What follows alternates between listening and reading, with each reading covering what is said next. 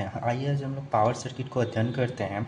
जो 3 फेज़ लोगों का पावर सर्किट है, उसकी ये फिगर है, हम आपको इसे बताते हैं। चलिए, देखिए ये ओएचई है, ओएचई से हमारी पेंटो को लगा दी गई है। ये ओएचई की तार है, ओएचई से हमारी पेंटो को लगा दिया गया है।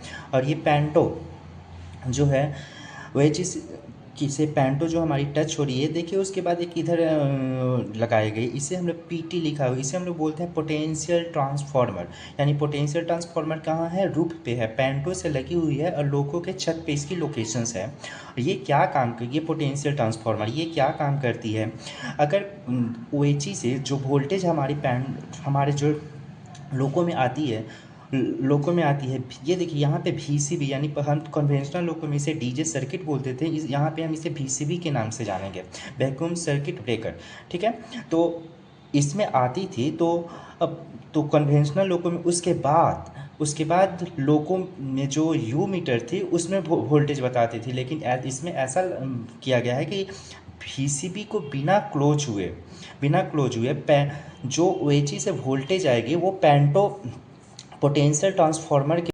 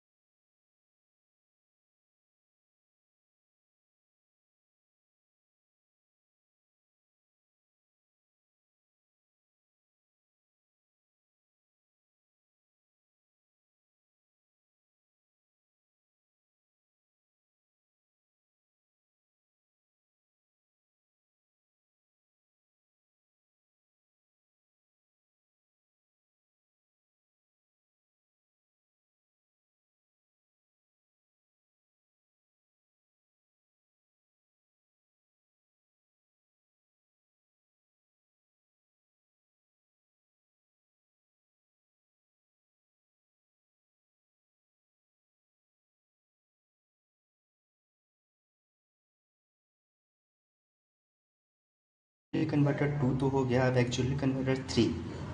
देखिए एक्चुअली कन्वर्टर 3 जो है, इस ये किसको सप्लाई देता है, ये सिर्फ सप्लाई देता है M C P 1, M C P 2, scavenging blower 1, scavenging blower 2 और एक बैटरी चार्जर के। तो ये एक ध्यान रखें, आपसे क्वेश्चन पूछा जा सकता है कि एक्चुअली कन्वर्टर 3 जो है किसको देता है, तो बैटरी चार्जर को सप्लाई कौन देता है, तो एक्चुअली कन्वर्टर 3 देता है। ये बहुत इंपॉर्टेंट क्वेश्चन है यहाँ पे, ठीक है।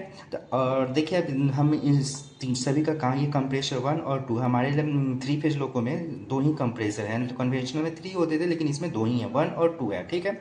ये स्क्वेंजिंग ब्लोअर 1 और स्क्वेंजिंग ब्लोअर 2, इनके क्या काम है, तो देखिए ये स्क्वेंजिंग ब्लोअर जो 1 और 2 है, जो OCB जो हमारा था, OCB 1 था और OCB जो 2 था, OCB 1 और OCB 2, और ये जो TMB 1 था और TMB 2 था, इसमें जो ऑयल जो जाते हैं, जो ऑयल ये जाते हैं और कूलिंग करते हैं, तो जो डक्ट पार्ट हो, डक्ट यानी जो धूलकन हो, कोई डक्ट पार्ट इसमें ना रह जाए, उसे क्या करते हैं, कलेक्ट कर लेते हैं। यानी स्क्वेंजिंग ब्लोअर का काम क्या है, OCB 1 और OCB 2 से या TMB 1 या TMB 2 से के डक्ट पार्ट को यानी धूलकणों को कलेक्ट करके उसे बाहर निकालना, ये इनके स्क्वेंजिंग ब्लोअर का काम है। स्क्वेंजिंग ब्लोअर 1 और स्क्वेंजिंग ब्लोअर 2 का काम है, ठीक है। अब बैटरी चार्जर आप समझिए, कंप्रेसर 1 और 2 को समझिए। अब आइए, हमने बताया था कि आपको हार्मोनिक यहाँ पे लगे हुए है हार्मोनिक फिल्टर में, इसके बारे में आपको बताऊंगा। तो यहाँ पे देखिए हार्मोनिक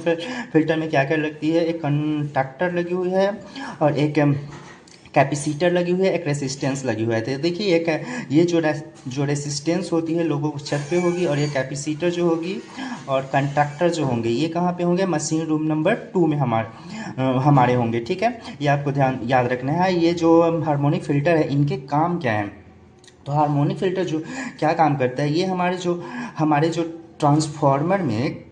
मेन ट्रांसफार्मर में जो उच्च तीव्रता, देखिए मेन ट्रांसफार्मर से जुड़ा है, तो मेन ट्रांसफार्मर जो उच्च तीव्रता वाली जो करंट आती है, इसमें उच्च हाई करंट आती है, उसके कंप्रेस करके करने का काम करती है, ताकि कोई सिग्नलिंग सिस्टम में कोई खराबी ना आ जाए, जो हमारे लोगों में सिग्नलिंग सिस्टम उसमें खराबी ना आ जाए। तो इसके काम आपको समझ में आएंगे। जो ट्रांसफार्मर जो उच्च तीव्रता वाली जो इसमें करंट आती है, उसे कंप्रेस करने का काम करती है, ताकि जो सिग्नलिंग सिस्टम है में हमारे लोगों में जो सिग्नलिंग सिस्टम है उसमें खराबी ना आ जाए, ठीक है। और एक यहाँ पे एक बाइंडिंग लगी हुई है, जिसको हम लोग बोलते हैं होटल लोड, जो ट्रेन सर्विस रिक्वायरमेंट के लिए लगी हुई है, ठीक है। और आपको अगर कन्वर्टर 2 का वर्क में प्रॉब्लम हुआ होगा तो एक बार फिर से सुन लेता है, पंप 1 और पंप 2 जो है, ठीक है। और ये जो ट्रैक्शन मोटर 1 है ना, TMB, इसमें जो पंप लगे हुए हैं, पंप लगे हुए हैं, और जो कन्वर्टर का पंप लगा है, जो ये दोनों के पंप के जो ऑयल होता है इसमें फिर भेजा जाता है, और ये ठंडे करने का काम करता है, ठीक है। बाकी ये मैंने पावर सर्किट आपको समझा दिया। मुझे उम्मीद है कि आप लोगों को समझ में आ गया होगा। Thank you. प्लीज़ मेरे चैनल को सब्सक्राइब करें।